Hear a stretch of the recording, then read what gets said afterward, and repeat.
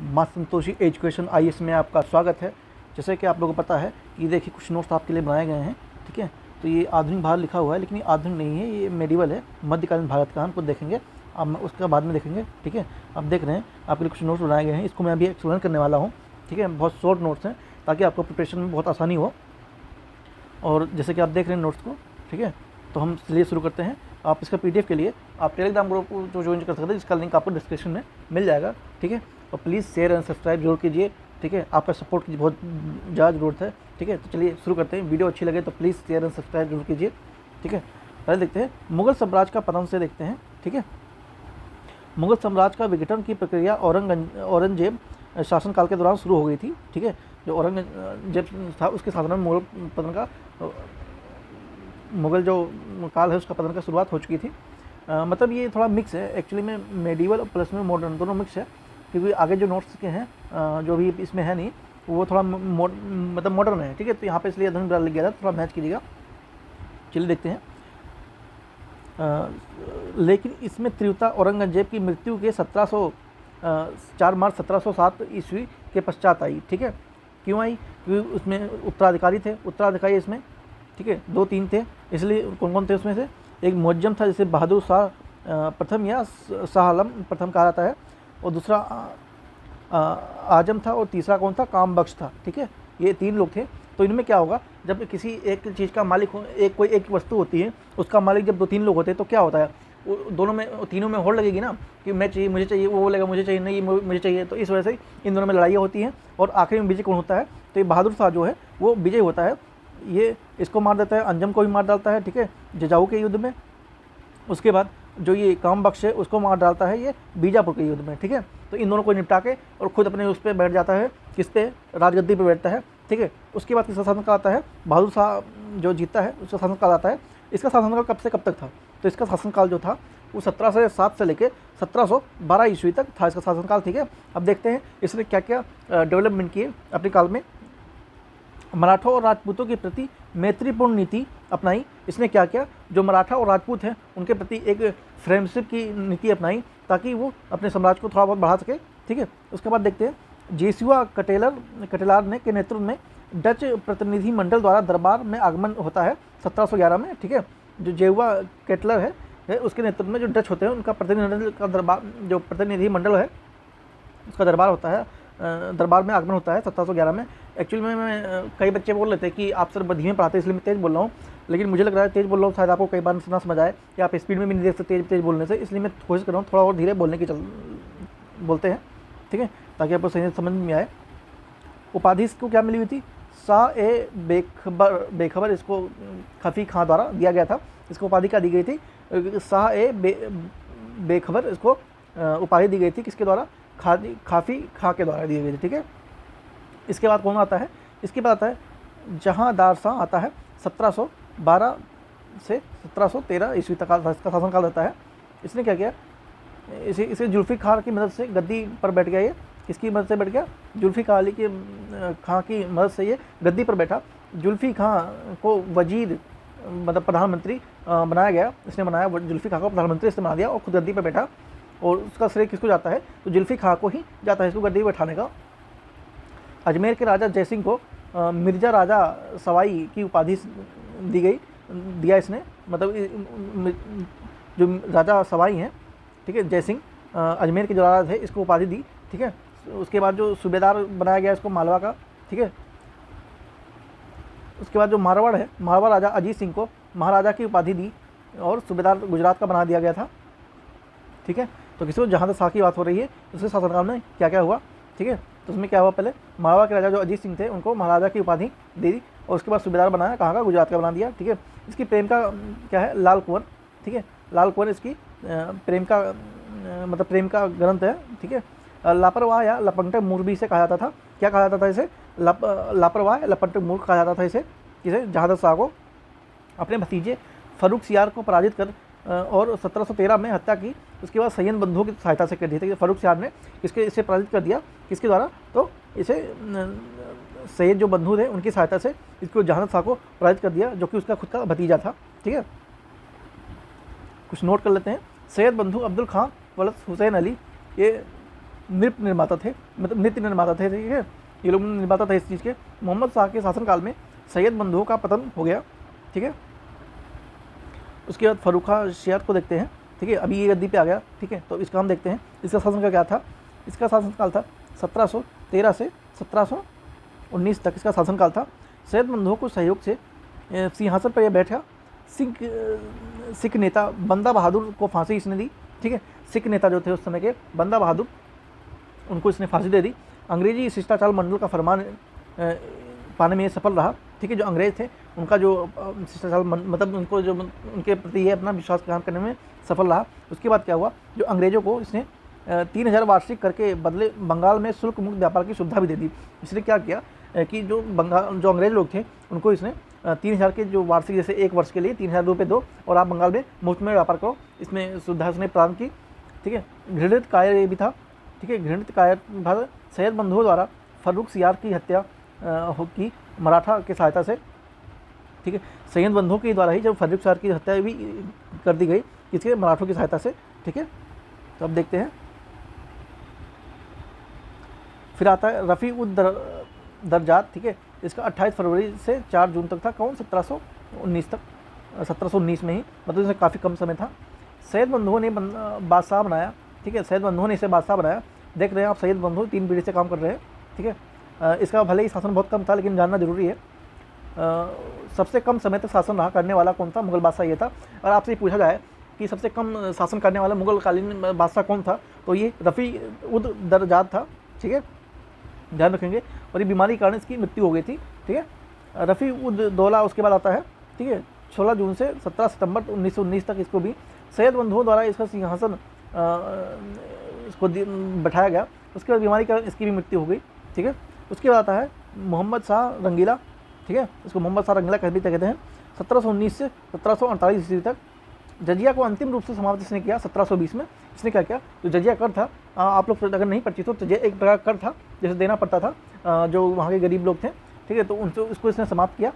निजामुल मुल्क के नेतृत्व में सैयद बंधुओं की हत्या इसने कर दी, अब 1722 ईस्वी में कर दी। उसके बाद क्या हुआ, जो नादिर शाह का आक्रमण हुआ 1739 में, ठीक है, हो गया। इसके बाद जो मोहम्मद शाह पराजित हुआ, जो मोहम्मद शाह ये हो गया, डिफीट हो गया यहाँ पर, किसके, करनाल के युद्ध में हुआ, ठीक है।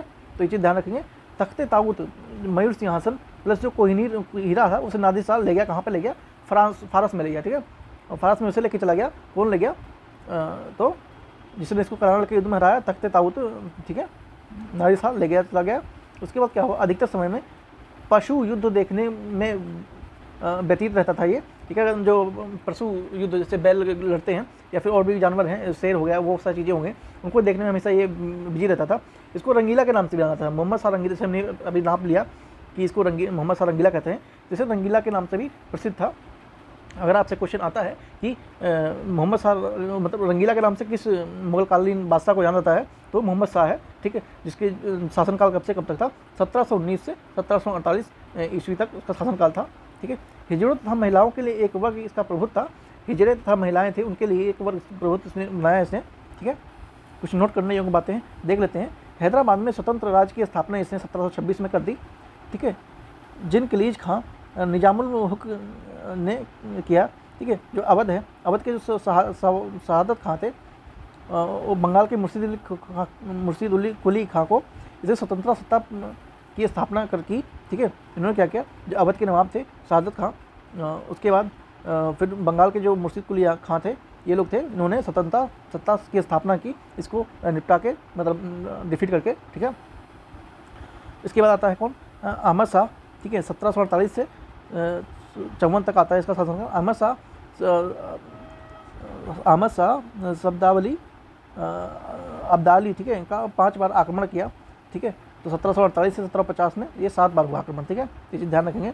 इसके बाद आता है आलमगीर द्वितीय आता है, ठीक है, 1754 से 1700। इसने कोई ऐसा कुछ जानकारी किया नहीं, इसलिए इसके बारे में कोई इतना इंपॉर्टेंट है नहीं, क्योंकि पेपर में आता नहीं है इसके बारे में इतना। उसके बाद आता है शाह आलम द्वितीय, 1759 से 1800 तक, इसका 1806 तक होता है, ठीक है, 1806 तक कार्यकाल इसका होता है, ठीक है, 1806 तक। इसका वास्तविक नाम अली गौहर था। इसी काल में 1761 में पानीपत की तीसरी लड़ाई होती है, किसके बीच होती है, तो मराठा और अब्दाली के बीच होती है। मराठा इसमें पराजित होते हैं, ठीक है। जो पानीपत की तीसरी लड़ाई है उसमें मराठा इसमें पराजित होते हैं। उसके बाद अकबर द्वितीय आता है, ये 1806 से 1837 तक रहता है। अंग्रेजी संरक्षण में बनने वाला हिंदुस्तान का प्रथम बादशाह ये होता है, ठीक है। मतलब अंग्रेजों का इससे पूरा तरह से हाथ होता है, इसे अंग्रेजों ने इसे कहीं ना कहीं उठा के इसको बनाया था। राजा राम मोहन राय को राजा की उपाधि भी इसी काल में मिलती है, ठीक है, अकबर के काल में ही। ब्रिटिश साम्राज्य विलियम फोर के दरबार में इसे भेजा गया राजा राम को 1830 में। किसे? विलियम फोर्ट के दरबार में भेजा गया था, ठीक है, राजा राम को 1830 में। उसके बाद आता है बहादुर शाह द्वितीय। बहादुर शाह जफर अंतिम मुगल बादशाह ये 1857 की क्रांति है उसमें इसका महत्वपूर्ण भूमिका रहती है, ठीक है। ये देखिए इसका 1858 तक इसका कार्यकाल रहता है, तो 1837 से 1858 तक शासनकाल रहता है। ये अंतिम मुगल बादशाह था, बिना साम्राज्य का सम्राट था ये, ठीक है। ईस्ट इंडिया कंपनी की ओर से प्रति माह इसे 1 लाख रुपए की पेंशन दी जाती थी। आप सोचिए कोई भारत का बादशाह है, उसे 1 लाख रुपये प्रति महीना पेंशन दी जाती थी, उस समय की बात है 1857 की, ये आज की बात नहीं है। आज की बात माने तो पता नहीं कितने करोड़ हो जाएंगे, ठीक है। इसे कविता के शिक्षक इब्राहिम जैक प्लस अहमद उल्लाह खान गालिब भी कहते थे, ठीक है। ये कविता का ये काफ़ी प्रेमी था, तो इसे इब्राहिम जैक और असहद अल्लाह खान गालिब भी कहा जाता था। आध्यात्मिक निर्देशन में हसन असरूनी था उस समय, ठीक। इसकी मृत्यु रंगून में होती है 1862 में, ठीक है। इसकी मृत्यु कहाँ हुई? तो रंगून में होती है। और प्लीज़ अगर आपने सब्सक्राइब नहीं किया है तो प्लीज़ माँ संतोषी एजुकेशन IAS को सब्सक्राइब जरूर कीजिए, ठीक है। और बेल आइकन को प्लीज़ जरूर कीजिएगा, ठीक है। आपके ऊपर माँ संतोषी की कृपा हमेशा बनी रहेगी। आप देख रहे हैं माँ संतोषी जी आपको साक्षात दर्शन दे रही हैं, तो प्लीज़ सब्सक्राइब एंड शेयर जरूर कीजिएगा। चलिए आगे चलते हैं। उसके बाद कौन आता है? मुगल साम्राज्य के पतन का कारण क्या है ये भी देख लेते हैं। ये भी इंपॉर्टेंट है, जब मुगल काल देख रहे हैं तो ये भी इंपॉर्टेंट है, ठीक है। क्या होता है? औरंगजेब की जो नीतियाँ थी वो धार्मिक एवं दक्कन आदि नीतियाँ थी, जो उसकी औरंगजेब की धार्मिक नीति थी, ठीक है। और दक्कन की जो नीति थी वो बहुत ही बेकार थी, तो इस वजह से इसका पतन होता है। उसके बाद कमज़ोर उत्तराधिकारी होते हैं। अब सक्सेसर ही जब कमज़ोर होगा तो राज कैसे चलेगा? नहीं चल पाएगा, ठीक है। आपको मैं एग्जांपल देता हूँ। सपोज दैट कि आपके गांव में कोई बहुत बड़ा आदमी है, ठीक है। और जनरली गांव में होते हैं बड़े बड़े आदमी होते हैं, लेकिन उसमें से भी बहुत बड़े आदमी होते हैं, ठीक है, जिनके पास तमाम खेत होते हैं, बहुत सारी ज़मीनी प्रॉपर्टी होती हैं, ठीक है, कार और गाड़ियाँ, बहुत सारे ट्रैक्टर वगैरह होते हैं, ठीक है। अब मान लीजिए उनका जो कोई बेटा ऐसा जिसने जन्म ले लिया, ठीक है। अब वो जैसे बड़ा हुआ 18-20 साल का हुआ, उसको पता नहीं गलत संगत में चला गया, कुछ भी हो गया, जो भी है, तो उसने अपना धीरे धीरे सारी चीज़ बेच के और मतलब उसको ऐसा उड़ाना शुरू कर दिया। तो वो क्या था? वो एक कमज़ोर उत्तराधिकारी है। और अगर कोई मजबूत उत्तराधिकारी होता तो वो अच्छे से बनाता उसे और आगे एक्सपेंड करता, लेकिन नहीं, ऐसा नहीं है। तो इसलिए जो कमज़ोर उसके उत्तराधिकारी से आपने अभी ऊपर पढ़ा कि वो हमेशा बैल और घोड़ों का मतलब वो देखते थे। बहुत सारी ऐसी चीज़ें हैं जो अय्याशी की चीज़ें हैं, ठीक है। सबके नाम नहीं लेना चाहता मैं, तो इस वजह से कमज़ोर उत्तराधिकारी के चलते इसका पतन हो गया। उत्तराधिकारी की लड़ाई आपस में अभी हमने ऊपर देखा कि जो यहाँ पर हमने देखा, यहाँ पर ये देखिए, यहाँ पर इसे दोनों को भाइयों को मार के उसके बाद ये जो बहादुर शाह आलम प्रथम है, इसने गद्दी पे बैठा। तो इस वजह से ये भी एक कारण रहा बहुत मजबूत। उत्तराधिकार के स्पष्ट सुनिश्चित नियमों का अभाव था, ठीक है। ये भी अभाव था कि कौन बनेगा राजा के बाद, कौन चलाएगा। तो इस वजह से मुगल सेना में कुलीन वर्ग का क्षय होना, जो उसमें कमज़ोर वर्ग थे या निम्न जात के थे, उनका उसमें ना होने के बराबर, ये भी एक कारण रहा। दरबारी प्रतिस्पर्धा में शत्रुता हो गई। जो दरबार आपस में बैठते थे उसमें एक दूसरे में मतभेद होने के कारण इसका विघटन हो गया, ठीक है। उसके बाद जो मराठा चुनौती थी, मराठों ने भी बहुत अच्छी चुनौती इनको दी, और इनके ऊपर बहुत सारी कमजोरियों के चलते ये मराठों से नहीं लड़ पाए और ना ही लड़ सकते हैं, ठीक है। आर्थिक संकट में क्या हुआ? निरंतर युद्ध चलता रहा, कृषि विकास की गति स्थिर रही, और जो व्यापार और उद्योग है ये सब भी नीचे चलता रहा, और भी बहुत सारी चीज़ें हैं जो नीचे जाने की वजह से इनका ये साम्राज्य का पतन हो गया। उसके बाद क्या होता है? यूरोपियों का आगमन, जिससे आपको पता है कि 1300 से 1400 ईस्वी तक यूरोपीय भारत में आने लगे थे, ठीक है। तो वहाँ से भी इसका आगमन, मतलब इसका पतन शुरू हो गया। विदेशी आक्रमण हुए बहुत सारे, उसमें इसको नहीं झेल पाए। राष्ट्रवाद की भावना की अभाव रहा, इसमें जो राष्ट्र प्रेम होता है उसकी भावना का अभाव रहा। जब राजा ही कमज़ोर है तो कहाँ से फिर और बहुत सारी चीज़ें मैनेज होंगी, ठीक है। उसके बाद जो वंशानुगत निरंकुशता और केंद्र की सरकार के न चलते भी इसका एक बहुत बड़ा पतन का कारण रहा। तो ये कुछ पॉइंट है, ये आपके जो मेंस एग्जाम है, चाहे वो किसी भी PCS का हो या फिर UPSC का हो, उसमें आप ये पॉइंट वहाँ पर नोट डाउन करके अपने उत्तर को अच्छा बना सकते हैं, ठीक है। चलिए आगे चलते हैं। स्वतंत्र क्षेत्रीय और राज्यों का उदय हो गया, उदय लगा। कौन कौन से थे? उत्तराधिकारी राज्य कौन से थे? हैदराबाद, बंगाल, अवध, ठीक है। और जो नए राज्य थे वो मराठा हो रहे थे, सिख, जाट और अफगान, ठीक है, ये सारे नए नए उभर रहे थे। और स्वतंत्र राज्य कौन से थे? मैसूर, केरल और राजपूत राज्य थे ये सब, ठीक है।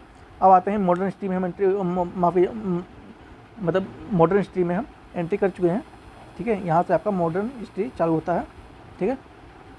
अब देखते हैं, इसके बाद हम दूसरी जो वीडियो करेंगे ना, उसमें आपका पूरा मॉडर्न हिस्ट्री का पार्ट होगा, आगे जो भी है, ठीक है। यूरोपीय कंपनी का आगमन होता है, इसमें आगमन के कारण क्या होते हैं वो भी देख लेते हैं। जो पुनर्जागरण है उसका उदय हो जाता है।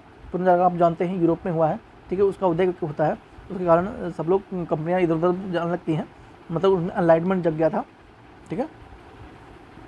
कृषि में निवेश कम लाभ वाला सिद्ध होना।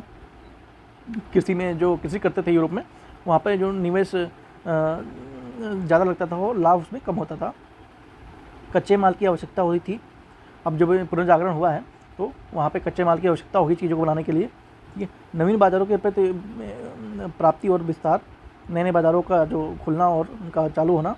पूर्व की धन संपदा का आकर्षण, मतलब ईस्ट की ओर जो देखो है, मतलब वो तो अभी की नीति है, लेकिन वो छोटी बाद में बात करेंगे, आयर का है। लेकिन जो पूर्व की जो धन संपदा थी, जैसे भारत जैसे देश या एशिया जैसे देश, उनकी इसको आकर्षण किया। ईसाई मत के प्रसार में तीव्र इच्छा बढ़ी।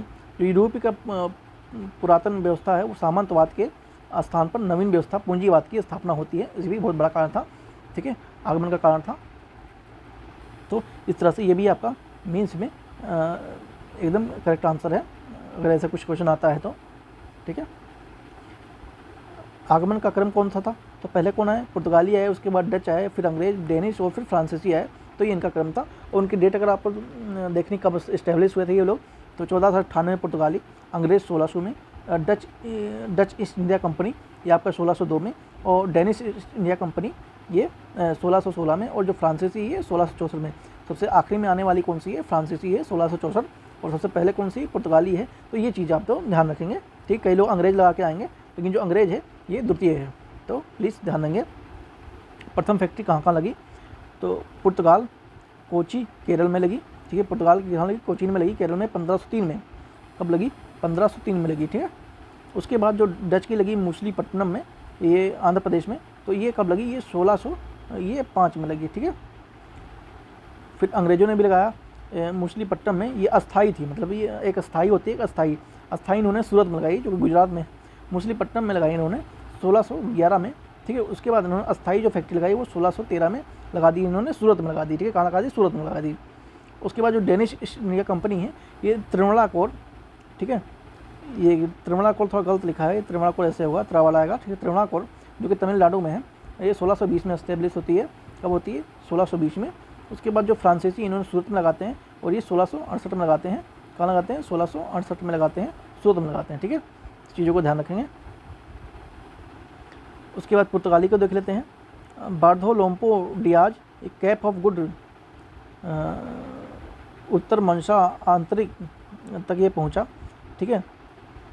जो बार्थोलोम्पो डियाज है, ठीक है, ये कहाँ पहुंचा? कैप ऑफ गुड तक पहुंचा, ठीक है। उसका पहुंचा ये 1487 में।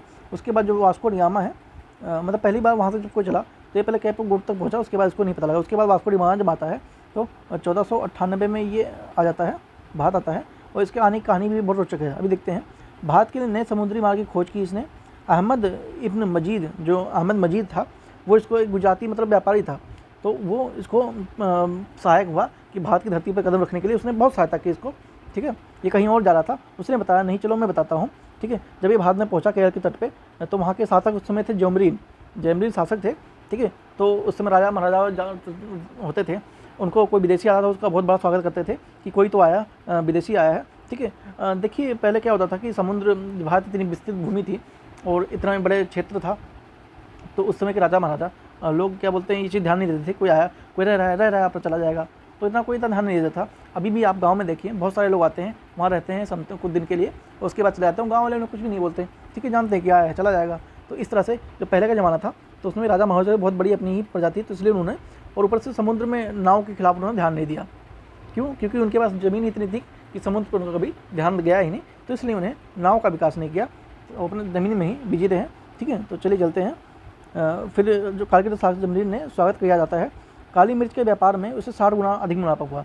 अब देखिए, जब वो यहाँ भारत आया, उसके बाद यहाँ कुछ दिन था, उसके बाद व्यापार किया, उसने काली मिर्च कच्चे माल ले जाके वहाँ पे उसको मतलब एक पक्के माल में बदल के उसको बेचा, तो वहाँ पे उसको 60 गुना अधिक फ़ायदा हुआ। 60 गुना अधिक फ़ायदा हुआ, सोच सकते हैं आप लोग। ठीक है, तो 60 गुना से तो सब लोग अचंभव रह गए। जो वहाँ के उसके आसपास के लोग थे वो भी देख के हैरान रहे कि ये कहाँ से आया, कहाँ से आया। तो इसी होड़ में सब लोगों को वो हो गया कि नहीं, चलो भारत की तरफ चलो, भारत की तरफ चलो, वहाँ पे बहुत सारी चीज़ें हैं और हमारे काम के लिए है। तो ये व्यापार करने के लिए फिर यहाँ से सिलसिला इनका शुरू होता है।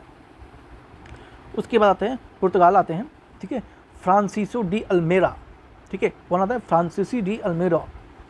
बाद में भी प्रथम पुर्तगाली गवर्नर था। क्या था ये? प्रथम पुर्तगाली गवर्नर था, जो कि 1505 ईस्वी में भारत आता है। ठीक है, इसने ब्लू वाटर पॉलिसी की नीति को प्रतिपादन किया। इसने क्या किया? ब्लू वाटर की नीति का प्रतिपादन किया। ठीक है, अल्फोसो द अल्बुकर्क,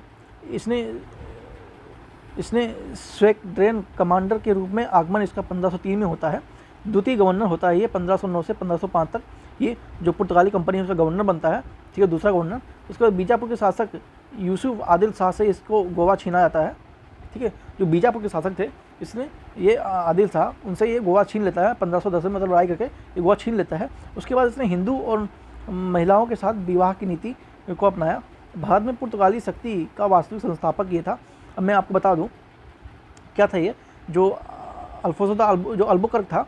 ठीक है, उसने क्या किया? उसने किया कि जो आदिल शाह थे उनसे बीजापुर के शासक जो थे उनसे इसने गोवा छीन लिया 1500 से। उसके बाद इसने एक नई प्रथा चालू की कि जो भी मतलब विदेश से आएगा, पुर्तगाली आएगा, वो यहीं के महिलाओं के साथ ही विवाह करेगा और यहीं रहकर वो अपने मतलब जनरेशन को बढ़ाएगा।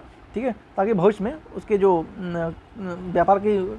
व्यापार करने आए तो उसको कोई दिक्कत ना हो। ठीक है, अब कोई भी है, कोई नए शहर में कोई चीज़ें मतलब ओपन करता है, कोई शॉप करता है या फिर कुछ भी करता है ओपन, तो वो कोशिश यही करता है कि यहाँ के लोकल लोगों को रखें। क्यों? क्योंकि अगर कोई मैटर होता है तो ये लोग देख ले।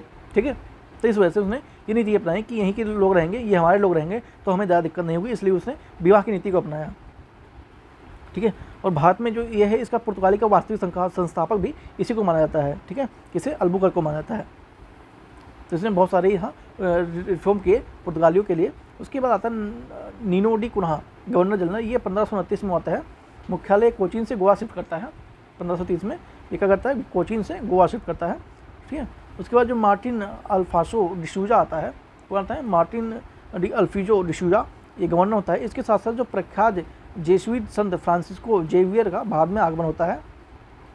ठीक है, तो ये लोग यहाँ पे आते हैं, फिर ऐसे करते हैं। और ये लोग इतने मतलब बेकार व्यक्ति थे या फिर असभ्य व्यक्ति थे, कहें तो सही लैंग्वेज में असभ्य व्यक्ति थे, कि ये लोग इतने ही पागल हो गए थे कि अगर समुद्र में पुर्तगाली आ रहे हैं या डच आ रहे हैं या और कोई दूसरे लोग आ रहे हैं, तो ये लोग क्या करते थे, ये ज़मीन के स्तर पर समुद्र से ज़मीन तक पहुंचने के पहले उनको ख़त्म कर देते थे। मतलब आपस में लड़ाई करते थे कि पहले ये ना पहुंच जाए, ये ना वहाँ से हर चीज़ ले ले। ठीक है, तो ये लोग इतने असभ्य लोग थे जो अपने आप को सभ्य बताते हैं आज और तब भी। और ये लग रहा है आपको ये लोग सभ्य थे क्या उस समय भी? मतलब इनकी नीति तो देखिए, मतलब इनकी सोच तो देखिए कि पहले से निपटा लेते हैं फिर आगे चलते हैं, कहीं ये पहले ना पहुंच जाए। ठीक है, तो देख सकते हैं इनकी सोचें कैसी थी। उसके बाद पुर्तगाली के जो कुछ अन्य तथ्य हैं उन्हें भी देखते हैं। प्रथम फैक्ट्री दुर्ग कोचीन में 1503 में अल्बुकर्क द्वारा स्थापित हो जाती है। उसके बाद जो दूसरी फैक्ट्री है वो कन्नूर में 1505 में एस्टेब्लिश होती है। कन्नूर में 1505 में, ठीक है, अनुमति लेती हैं। ठीक है, महमूद शाह से, जो बंगाल का शासक था उस समय, उससे ये चटगांव में और सतगांव में लगाने की फैक्ट्री का परमिशन लेते हैं। अकबर से हुगली में ले लेते हैं और शाहजहाँ से बुंदेल में ले लेते हैं। ठीक है, हुगली में स्थित पुर्तगालियों की बस्ती को पूरा तरह से नष्ट कर दिया जाता है और शाहजहाँ 1632 के द्वारा। ठीक है, बंगाल की खाड़ी में समुद्री डकैती हेतु हुगली का केंद्र बनाया गया इन्होंने। ठीक है, क्योंकि उस समय बहुत सारे लूटमार होते थे, जैसे मैंने आपको बताया अभी कि ये लोग लूटमार आपस में ही करते थे। ठीक है, सबसे पहले आने में 1498 में सबसे अंत में जाने वाले यूरोपीय शक्ति थी। ठीक है, 1961 में। इसके कुछ नोट्स हैं, मतलब कुछ इंपॉर्टेंट चीज़ें हैं, उसे देख लेते हैं। राजकुमार हेडनी ने, पुर्तगाल का एक नाविक था, वो पूरा जीवन भारत में जाने वाले समुद्री मार्ग की खोज को समर्पित कर दिया।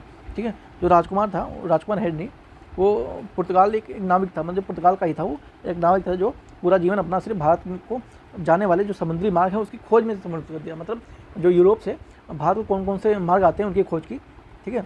कुछ देख लेते हैं खोज किसने के, मतलब ये भारत कहीं गुम नहीं था, खोज ये उनके लिए था। भारत हम जहाँ था वो वहीं था। उन गरीबों को ये चीज़ नहीं पता था कि भारत जैसे कोई ऐसे देश है, ठीक है। तो उनके लिए वो नई चीज़ थी, ये हमारे लिए यहीं था ये, ठीक है। तो ऐसा मत माने कि भारत कहीं गुम हो गया था, वो खोजा गया था, खोजा नहीं गया था, ये पुरातन काल से ही यहीं पर है। वास्को डी गामा जो पुर्तगाली था वो भारत को आता है, मैं खोजा शब्द यूज़ नहीं करूँगा, ठीक है। इनके लिए खोजा होगा, हमारे लिए तो भारत जहाँ है वहीं है, ठीक है। तो वो भारत आता है। उसके बाद जो कोलंबस है वो स्पेन में अमेरिका को खोजता है, ठीक है। आपने 9वीं क्लास में देखा होगा 1707 में अमेरिका को खोजा गया, तो ये खोजा नहीं गया था, ठीक है। अमेरिका भी वहीं था, बस इन गरीबों को नहीं पता था। कैप्टन कुक ब्रिटेन ऑस्ट्रेलिया का को मतलब खोजा उसने। तस्मान हाईलैंड को, Van Diemen's land, Tasmania plus New Zealand को इसने खोजा, ठीक है। तो ये चीज़ें हैं कुछ आप देख सकते हैं, अगर इंपॉर्टेंट है, ठीक है। इंपॉर्टेंट सारे हैं वैसे। अब स्पेन का पतन देख लेते हैं क्यों हुआ, ठीक है। देखिए मैंने आपको ये बहुत स्पीड में कराने की कोशिश की है। अगर आप लोगों को इसमें समझने में कुछ कठिनाई आ रही है तो आप एक बार कमेंट जरूर कीजिएगा और बताइएगा। फिर अगली वीडियो से अगर आपको इसमें भी कोई दिक्कत है तो आप पूछ सकते हैं, मैं आपके लिए दोबारा इस चीज़ों को पढ़ा दूंगा दूसरी वीडियो बना के। बाकी आपकी इच्छा है, अगर आपको समझ आ गया तो वेरी गुड, नहीं आया तो आप कमेंट में जरूर बताएं। और टेलीग्राम से जुड़िएगा, वहाँ पे आपको इसके PDF और भी बहुत सारी चीज़ें एक्टिविटी होती रहती हैं, वो भी आपको प्राप्त हो जाएंगी, ठीक है। तो स्पेन का पतन देख लेते हैं। सम्राट निरकुंज था, ठीक है। पुर्तगालियों के पतन के कारण, जो पुर्तगाली उनके पतन के कारण देखते हैं। भारतीय शासकों एवं जनता के प्रति धार्मिक असहिष्णुता था, जबरन धन परिवर्तन होता था। यहाँ पर क्या होता था, जबरन धन परिवर्तन करते थे, ठीक है। व्यापार तक सीमित राजनीतिक इच्छा शक्ति का अभाव था। वो अन्य पश्चिमी शक्तियों से प्रतिस्पर्धा करने में अहम था ये, आर्थिक प्लस राजनीतिक रूप में, ठीक है। डकैती एवं लूटमार की नीति का भाग, जैसे मैंने बताया आपको कि समुद्र में ही निपटा देते थे फिर आगे चलते थे, तो इसलिए इनका डकैती और लूटमार की जो नीति थी वो एक इसका भाग था। तो इस वजह से इनका पतन का बहुत कारण है। ब्राज़ील की इन्होंने खोज की। पुर्तगाली व्यापारी और राजनयिक अत्यधिक नियंत्रण था। समाज में कुलीन वर्ग का प्रभुत्व, व्यापारी पर ध्यान इनका कम था, ठीक है। तो क्या था, इनका समाज के जो कुलीन वर्ग थे उनका प्रभुत्व था और जो व्यापारी पर ध्यान इनका नहीं था। तो इस वजह से इनका पतन के बहुत सारे कारण हैं, ठीक है। और हम आगे देखेंगे, मॉडर्न हिस्ट्री हमारे चालू हो गई है तो हम मॉडर्न हिस्ट्री को देखेंगे अगली वीडियो में। तो please share and subscribe. I hope आप लोगों को वीडियो बहुत अच्छी लगी होगी। अगर अच्छी लगी हो तो प्लीज़ शेयर और सब्सक्राइब जरूर कीजिए। कमेंट में बताइएगा आपको और क्या चीज़ चाहिए, ठीक है। Thank you so much.